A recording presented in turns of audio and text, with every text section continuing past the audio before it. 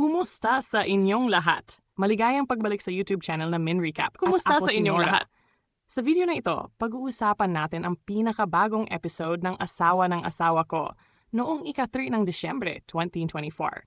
Si Francho ay nagbahagi ng kanyang damdamin tungkol sa hindi mapipilit na pag-ibig at ang sakit na dulot ng pagmamahal sa isang taong hindi gumaganti ng nararamdaman. Sinubukan ni Christy na ipaliwanag ang sitwasyon Kumusta at sa gumawa inyong ng lahat? desisyon para sa ikabubuti ng kanyang mga anak. Nagkaroon ng mainit na pagtatalo sina Christy at Jordan kay Leon tungkol sa plano nilang dalhin ang mga bata sa Amerika. Nararamdaman ni Leon ang pagiging isinasantabi at pagkadismaya dahil hindi siya isinama sa mahalagang desisyon. Ang diskusyon ay nagtapos ng walang pagkakaayos. Tungkol sa desisyon ni Christy.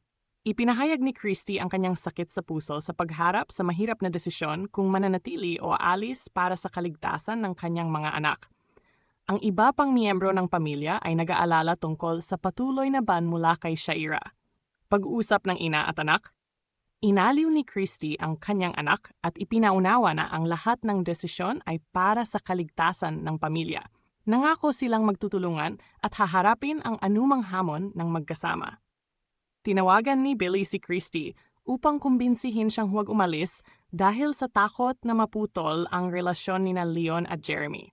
Kahit masakit para kay Christy, pinanindigan niya ang desisyong umalis upang tiyakin ang kaligtasan ng kanyang mga anak.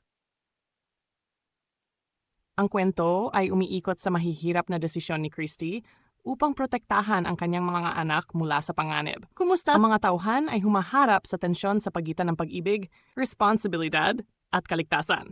Sa gitna ng emosyonal na kaguluhan, sinisikap nilang timbangin ang damdamin at lohika upang makamit ang mas maayos na kinabukasan para sa pamilya.